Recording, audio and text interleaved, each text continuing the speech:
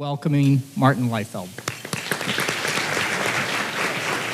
Thanks, Brett. That's really nice of you. Sure appreciate it. Good afternoon. Can you hear me? Good, I'm Mike. First of all, I want to thank AFP for inviting me to do this. And I think what AFP provides for this community and for our community, the fundraising community, is just outstanding. I encourage my people at the University of Missouri St. Louis to be involved, to take advantage of all the great training that the AFP provides. And if you don't know, our local AFP chapter is recognized as one of the best in the country. So I want to thank all those who are currently serving on the board of the AFP, as well as those who have served on the board of AFP for this terrific set of services that you're providing here in St. Louis. Secondly, I want to thank all of you who have taken the time to come today. You have many, because you spent your lunch period doing a lot of things, like closing gifts. But I'm thrilled that you're here, and hopefully some of what I have to say will reinforce what you already know. Perhaps that's what's going to happen most of all, but perhaps stimulate you with some new ideas. Ellen Howe, who was up here a few minutes ago, speaking about the Rome Group and their upcoming event, is my wife. Full disclosure. And as I've often said, I wouldn't be the fundraiser that I am, I wouldn't be the human being that I am if I wasn't married to Ellen. So I'm thrilled that Ellen is here today. And of course, when we talk about raising millions of dollars at UMSL, I'm not the one that does most of that. Most of that happens through some outstanding fundraisers. We have a great team, small but mighty, at UMSL, and we have a number of those fundraisers here to benefit from more training with the rest of us. Would those UMSL fundraisers please stand? So our topic, closing the gift, instilling urgency through donor-centric fundraising. I'm not going to repeat that. That is what I call a mouthful. But I want to start with a quotation that I think sets the stage for what we're going to look at today. Let's go to an American essayist, Ralph Waldo Emerson, for wisdom.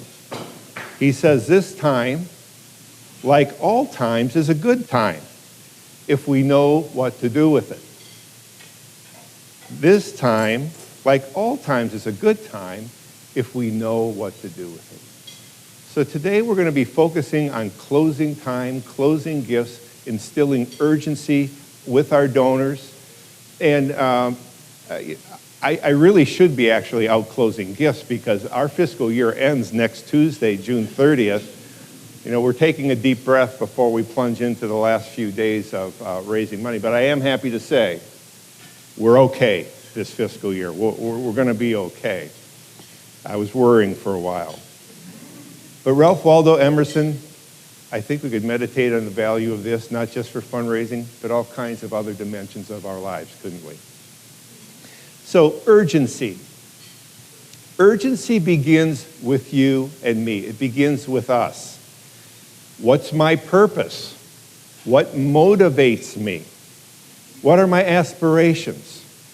Who am I, and why do I do what I do? I think sometimes we don't reflect sufficiently on why we happen to exist. This human being, the human being that we are on this planet, the planet Earth. Why are we here? We're here for many purposes. And one of them is the contribution that we can make through our work, which is such an exciting thing to be able to do. But why am I here? Why do I do what I do? Who am I? These are questions we need to get clear on. I was taking another round of this recently in my personal life. I haven't disclosed this before, by the way. Maybe we should shut off the tapes. But full disclosure, I turned 60 last October. And when I turned 59 the year before, I said, crap. Like it's over. It was like, it wasn't characteristic of me, but I was a little depressed that I was going to be 60 and what's left to do and what's left in life. I'm just over the hill.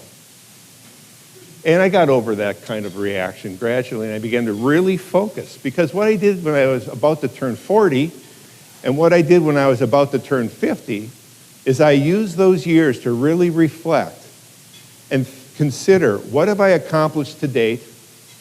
What are the gifts and talents that I have been blessed with? And what can I do with that experience and those gifts in the years to come, the decade to come? So I went about that set of reflections that year.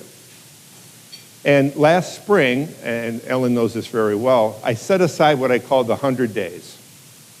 And these 100 days, I said, if I focus all out on finding out what my place is in the world and how I can use my first 60 years in such a way to somehow get a huge, what's the word?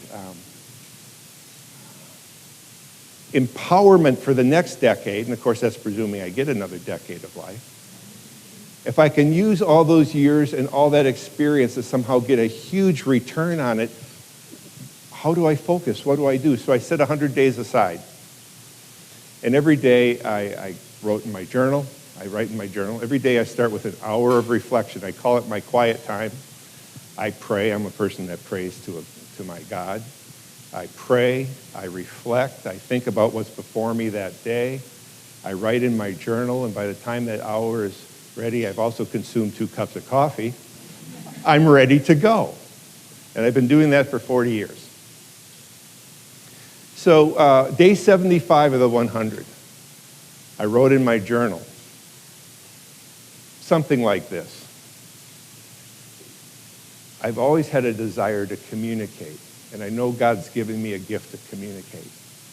And I've always felt that I've had a desire to inspire. And I know people sometimes have said to me, Martin, you've inspired me, thank you. How can I use that more powerfully? And this idea came to me, martinleifeld.com, and to start with 5 minutes for fundraising. I thought, well, I'm going to do it on the side. I'm very busy, but if I have time on a Saturday or Sunday, maybe I could do a 5-minute video. I can talk for 5 minutes on most things, and far longer than that, right, Ellen? They're closer to 10 minutes than 5 minutes, but I like alliteration, 5 minutes for fundraising. And so I started. I spent $600, bought some lights. I bought this little GoPro camera thing. I bought a little computer. And down in my lower level, if any of you have watched one, you know it's not too fancy. I sit there and I talk about a particular topic. And, I had that idea last June. I began the project after Labor Day. And what I wanted to do was, because the Rome Group and I, along with the nonprofit group at University of Missouri St. Louis, we're going to do a program on fundraising. I wanted to have a set of videos available to announce at that particular program, which we had February 6th, I think it was, at our UMSO facility in Grand Center. So today, there's 25 5-minute for fundraising series videos that are available to you. I think some of them are pretty good. And they're what reflections I have that I think could be useful. They're being viewed now. We've also uploaded the seminar. There's 5 talks on the seminar. I thought it was a pretty good seminar. The evaluations reaffirmed that it was a good seminar from February. That's available. And all of that I'm doing freely. In fact, we're videotaping today, and the AFP will have this videotape available. And we'll have it on martinleifeld.com and on YouTube as well. It's just another way of trying to give to you and to give to my profession, because I figured as I was going through this brainstorming, if I only had another year to live, and I could say what I learned, had an opportunity to say what I've learned professionally during those years to help others, 100 years from now, that could still be a valuable legacy, right? 100 years from now, somebody may be interested in learning how to raise money, just as we're interested in learning how to raise money today. So when I talk about who am I and why do I do what I do, I'm talking about working that thing hard myself. And I feel ready to rock and roll through the 60s if I'm given all my 60s. And I can't wait to find out what tomorrow's going to bring, because I am locked in. So how do I practically get locked in? Again, urgency begins with us. We're going to get to the donors and our organizations. But what I'm saying to you today, what I'm suggesting to you today is You want to be an increasingly powerful, impactful fundraiser? Get clearer and clearer on who you are and what you're about. When that's crystal clear, you've got a foundation that's amazing. I like to think of, if you think of a foundation, think of a gyroscope sitting on top of that foundation. We don't know what's going to blow our way, come at us, that the twist and turn us in terms of our lives, both professionally and personally. But you think of that gyroscope. What does the gyroscope do? It adjusts, right? It adjusts, and then it comes back to center. And it's on this firm base. That's what getting personal clarity and taking responsibility for the fact that we are creatures given with gifts and challenged to go forth and do something with it. That's what we become. So there's a little document, and this is keep it simple, stupid, because I ain't that smart. But there's a document at your tables. Do you have it?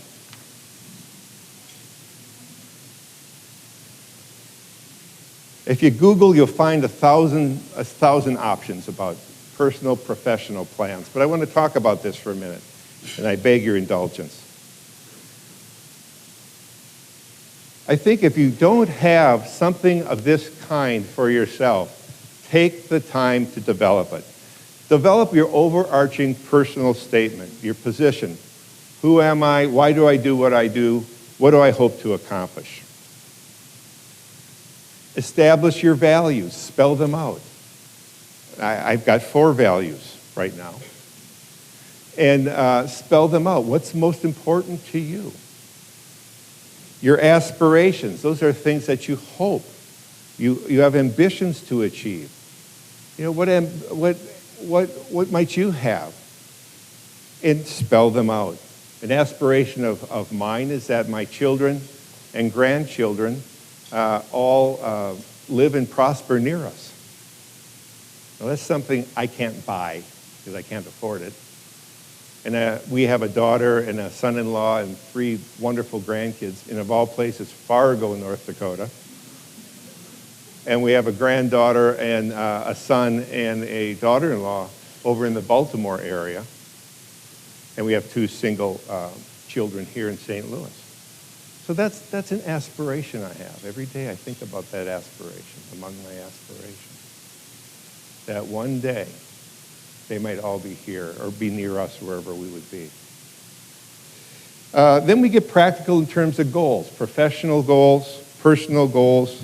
I'm working off 5 major goals right now. You can get a good sense for them just looking at them. My spirituality, my exercise, my diet, which translate that as weight. We probably all need to have one of those. My 3 greatest donor opportunities. Why 3 greatest donor opportunities, by the way? So we finished the first comprehensive campaign called the Gateway for Greatness campaign at the University of Missouri, St. Louis in June of 2012. And we asked a consulting firm, Benzueli Flessner, to help us do an audit, if you will, to look at what we had accomplished and where we were and how to begin to think about the future. And it was very, very helpful, their analysis. And one of the things they pointed out is they said over the prior 10 years, the campaign was 7 years, and plus the 3 prior years, over those 10 years, the top 3 gifts represented on average about 1/3 of what we raised in a given year. Isn't that amazing? We didn't know that. But boy, was that a challenge to me and to all of us, that we have to identify where our best opportunities are with the greatest capacity for support and be relentless in our pursuing those opportunities because they translate to such a magnitude. I review these daily. Like I said, every morning during my hour, I look at these, I revise them quarterly, and I do annual resets. And I've always been kind of an organizer, but this is about as organized as I have gotten. And Ellen hasn't gone crazy yet putting up with me on all this. But I'm focused. I'm laser focused. And frankly, it's bringing me more peace and joy to have such crystal clarity. And it's available to you if you put in a little BS&T, blood, sweat, and tears, some time to think it through. Take a morning. Take a few mornings. Take a day. Take a weekend. Ask yourself the tough questions. Begin to write it down. Work it through, noodle it through, and you're going to end up with something that brings you perhaps greater clarity than you have today. It will make you a greater fundraiser, and that's where we're going here shortly. So let's go on to what are the goals of our organization. So if we're going to be about urgency and closing gifts, we need to start with our organization. What are our goals? We need to be clear on that. I hope our organizations all have goals. And those goals ought to get to addressing the heart of the mission. And the heart of the mission of our organization should be compelling, should translate to urgency. And our fundraising goals should flow from the goals of our organizations. Fundraising goals, we should have at least 3 of them. What we want to raise in a given year or for a given project, that should be ambitious, an ambitious number, but realistic, achievable. We want to always be focusing on increasing participation, growing our donor base. So what percentage do we want to achieve? How many do we hope to participate in this particular project or campaign?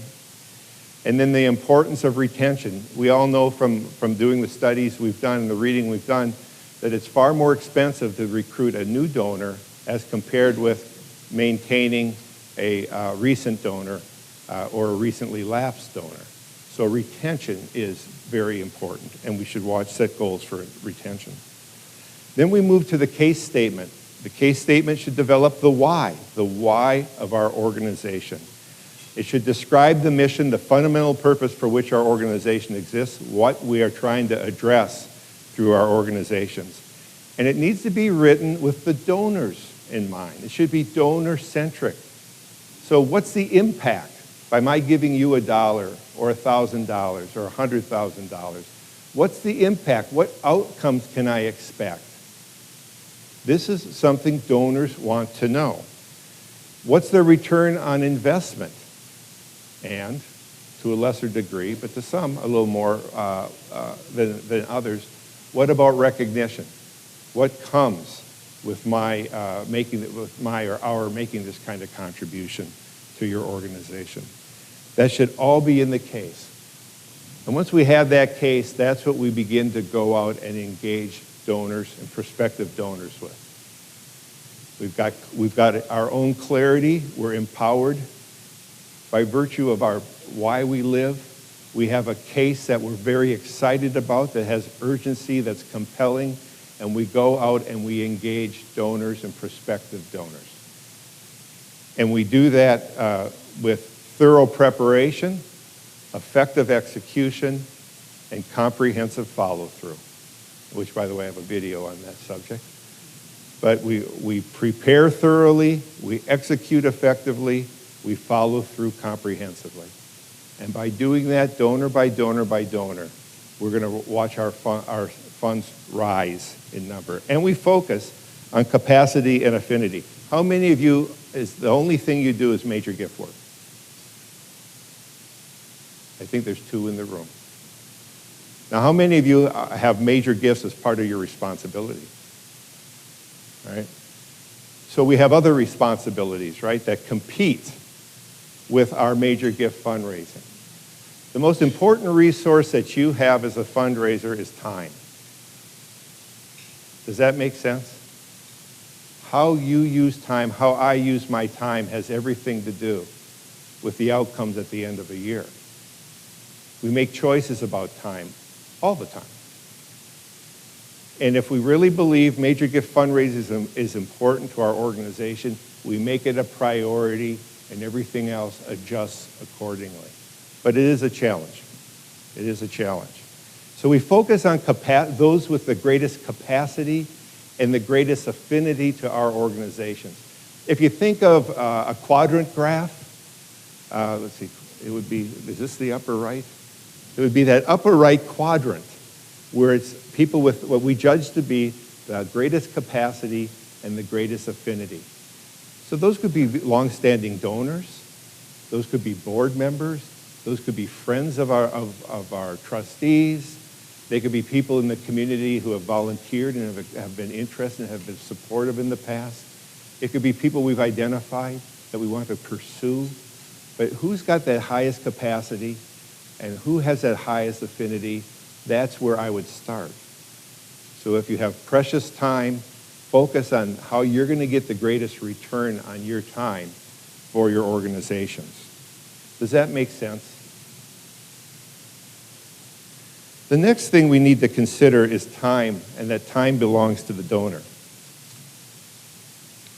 I can't say this enough. So this is the developing donor cycle. You all have seen it, variations on the theme. One of the things I've done is I put time, the word time, in the middle. So our objective as fundraisers is to take someone through this cycle again and again and again. But the thing that comes into play that affects how quickly, how slowly, how smoothly we go through that cycle with the donor is time. So time belongs to the donor. It's the donor's time. Why is it the donor's time? They have the funds. We're asking them to part with their money, right? So if the money belongs to the donor, time belongs to the donor. And we have to have a certain deference. And time can be very, very complicated for donors. If we're asking for a gift of greater significance, and that could be a few $1,000s or hundreds of thousands or millions of dollars. If we're asking for a gift of greater significance from a donor, that sets in motion all kinds of things for that donor we may barely appreciate. Think about their advisors. They've got bankers. They've got accountants. They've got investment advisors, and so on and so forth. You think about, where's the money coming from? Is it coming from a privately held company? There may be a board that has to be dealt with. Maybe it's coming from a family foundation. Well, then you got a set of family members that you're going to have to process this request with. Maybe they've got a number of commitments already, and while they want to respond to ours, they're torn by the fact that they're pretty much at their max right now fulfilling these outstanding pledges. So their lives are complicated, and we have to respect that, but we have a responsibility, right, which is to close gifts. So what do we do about that? We bring our time into the discussion with the donor, right? We bring our time. What factors are involved in our time? Is it the end of the calendar year? We bring our time. Is it the end of our fiscal year? And as I said, our fiscal year is right around the corner at UMSL. We bring that consideration. Is it a special annual appeal and maybe it runs for 90 days or 100 days and there's 5 days left? You bring the urgency because there's your time to the donor. And what happens, I've found, and perhaps this is your experience, I suspect it is that as a donor becomes more acquainted, as their affinity with your organization grows, our time they take very seriously. Our time they take very seriously. And if it's within their power to adjust their time to accommodate our time, they will do so. They can't always do so. And I've known this kind of painfully in the last few weeks as I've been trying to close some gifts we've been working on a long time. Not everybody can cooperate with UMSL's time and my request for consideration regarding our time. But we bring our time to bear. It's a smart thing to do because it helps bring the gifts to closure. So closing time. Closing time arrives for a particular gift. Like I said, it could be, in terms of the calendar year, your fiscal year. It could be project-based. You're trying to accomplish something. It could be that it's an emergency fundraising or an urgent fundraising, special urgent fundraising request. And it's time to close gifts. And so the thing to do is you understand that it's time to close the gift with the donor. Has the donor done some essential things in conversation with you? Have they told you what they want to support? What's most meaningful about your organization? Have they given you a sense of the size of gift that they want to make in order to address what they want to support? And have you talked about how that gift is going to be made? Is it a gift that's going to be made outright? They're going to transfer stock to your organization? Is it a gift that they would like to make over 2, 3, 4, 5 years? Is it a gift that's going to be put in their will? We're not going to see it for perhaps some time to come. Is it going to be some combination of all of those? So when a donor has worked through those things, you've talked with the donor about all these things, what's left to do? Close that gift. It's time to document, it's time to collect, and hopefully to implement whatever the agreement is. Verbal promises, do you all know verbal promises are not sufficient? Have you ever had someone say, sure, I'll do that, I'll give you blank, I'll give you $5,000, I'll give you $50,000. You never got that $5,000, you never got that $50,000? Someone's word, while well-meaning, is not a gift in hand. The gift in hand comes once we have it documented. We have to document gifts. So we don't count any verbal promises. We're aware of the verbal promises in our discussions as fundraisers at UMSL. But it just ain't done till it's done. And whose job is it, by the way, to make sure that job's done? We should all be raising our hands. It's our job. It's our job to do. It's our responsibility. And it's not easy. The easiest part is asking for money. In fact, the easiest part for the donor is to say, sure, I'll do it. It's what follows that requires tenacity on our part, persistence. We have to be relentless. We have to stay after them. I just sent an email yesterday, and this has been a big fish we've been trying to catch for 11 months. And finally, I said to the intermediary, this is a company gift, there's an intermediary to the CEO. I said, I don't mean to be a pest, and this is after, I don't know, a couple dozen exchanges. I don't mean to be a pest. You've been a pest for a heck of a long time. But June 30th is the last day of our year. Are you at a point, do you think, that you will determine what you're going to do? She said, I'll talk to Mr. Smith about it. So, you take it till they say no. You keep after it till they say no. Now, someone said to me one day, a younger fundraiser, they said, what should I do? I've left 3 messages. And as I said, you have not begun. Right?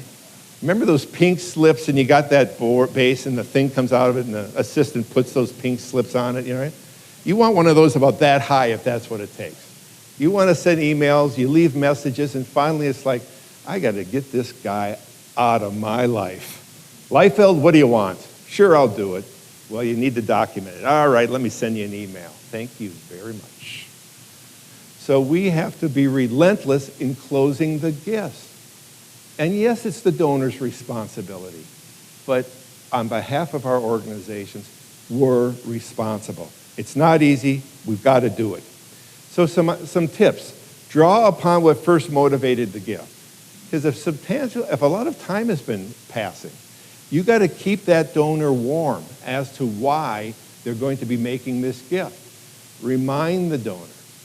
I went to see a donor recently who is a contractor and who supports our university with scholarship funds.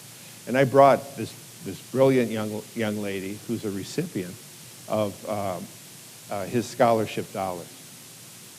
And this young lady wants to be an engineer. This guy, among his degrees, has an engineering background. You should have seen the chemistry.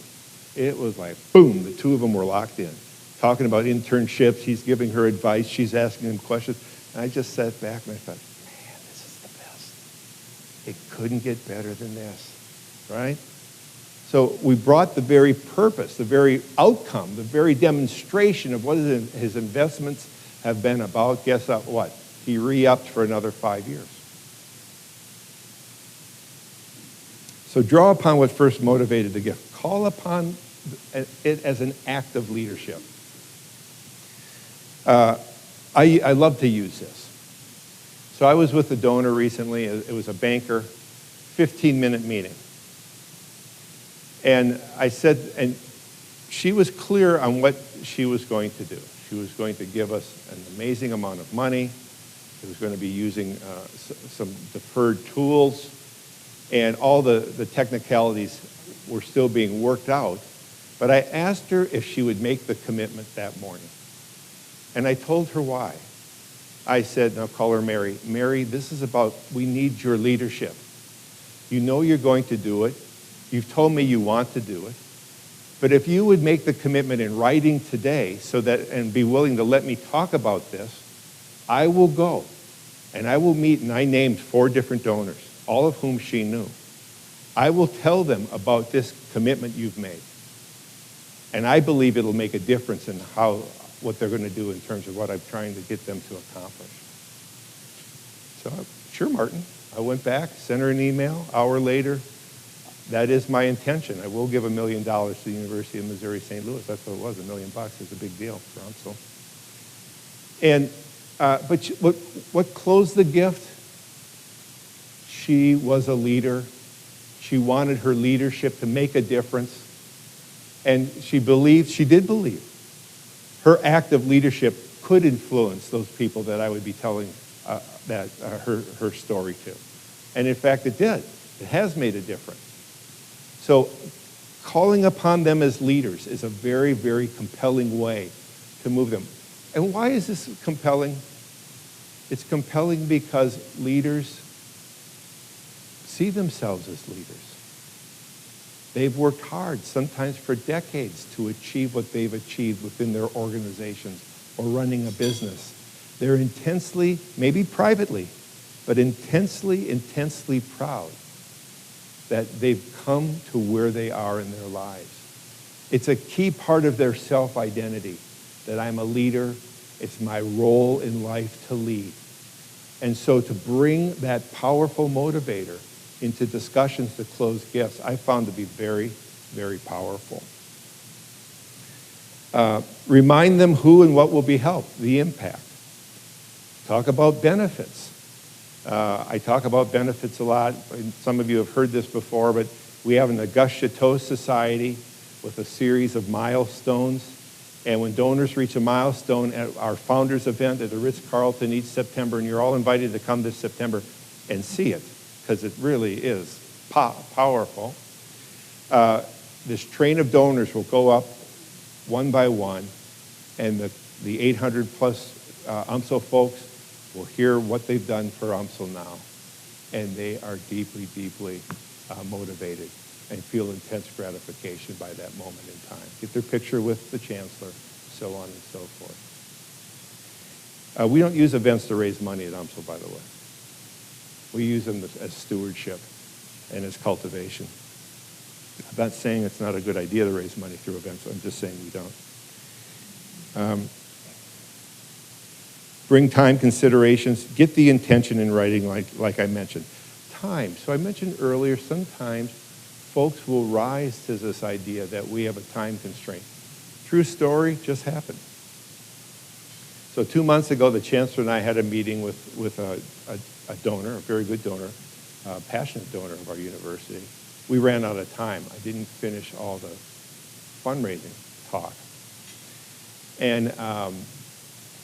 And so I said, I need to come back. So a month later, I came back to meet with this donor. And the meeting was rescheduled twice, by the way. Busy donor. But I persisted, had to have that meeting. Got the meeting.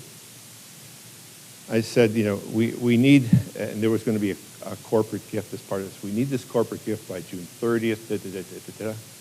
He said, we can do that. June 30th wasn't on their horizon, but they didn't have a clear ending date for that gift. We set one. We agreed on one. Sure enough, about a week later, we get the commitment. He serves on the board of an organization. And I said, we've been talking to this organization about support. We're about ready to go. We need it closed by June 30th. Could you help us with that? I might be able to help you with that. I think 2 weeks later, we get the commitment. Now, I also talked to that donor about a 7-figure commitment. He said, I'll talk to my wife about it. And, we don't have it yet, but like I said, it's not June 30th yet. We hope to see it this fiscal year. So donors can own our time as they own their affinity deepens with us. Okay. Final question for you with some thoughts. Are there enough resources in the St. Louis region for all of us? You ever feel like there just isn't? Like, geez, everybody's getting more money from Emerson than we are. How can I ever get to such and such a company?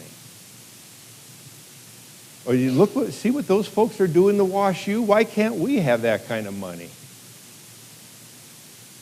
Are there enough resources in St. Louis for...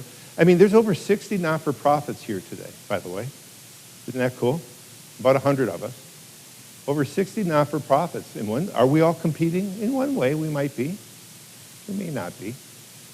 So one day, Ellen and I were chatting about this, and I said, Ellen, you think, if you really thought about it, all the nonprofits in St. Louis, we have almost 3 million people in the St. Louis region. How many of those do you think are being focused on by all those non-for-profits? What do you think, 50, 100,000? She said maybe 20, 25. Now, think about this a moment, would you? 2.8 million people in St. Louis region. We're all focusing on 20, 25,000 people. Hell, let's round it up to 100,000.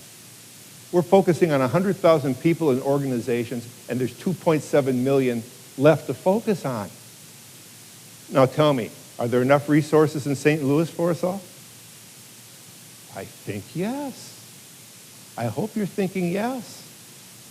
But how do we go and get that money? We have to go and get that money. It's not going to come to us. We have to go and get it. We have to pursue relationships. We build relationships. We ask for money as part of building those relationships. So there's 2.7 at least left for us to go and pursue. I think there's plenty of money in St. Louis. Here's another fact that's true. I read an article recently in the Chronicle of Philanthropy. You can't get more authoritative than the Chronicle of Philanthropy. Well, maybe the AFP newsletter.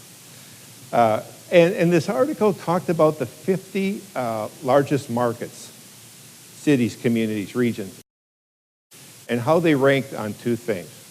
One was disposable income. All right, disposable income. So that's after taxes, right? Disposable income. St. Louis did really well. St. Louis came in at 7th. That's a lot of disposable income. It came in 7th when you think about all the major metropolitan regions in this country. Then it ranked those same communities by its philanthropy, what it gives from that disposable discretionary income. St. Louis came in at 31. We're at 7th with the amount of disposable income we enjoy. We're at 31 in terms of how we support non-for-profits. You think there's some running room here?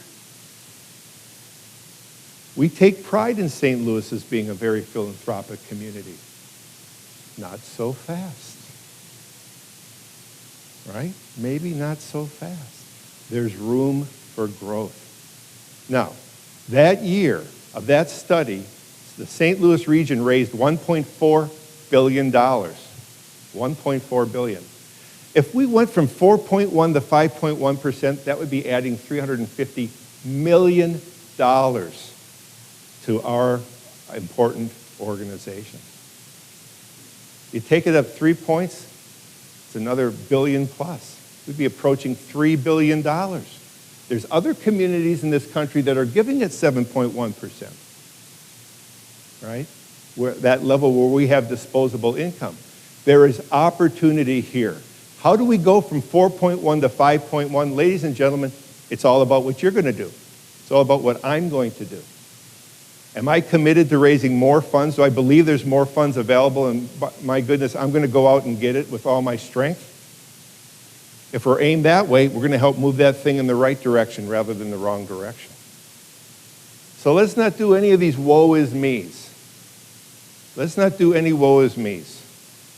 Let's have conviction that there's ample sums for our organizations in this region, and they can be made available to us if we're willing to do the work to go and get those sums.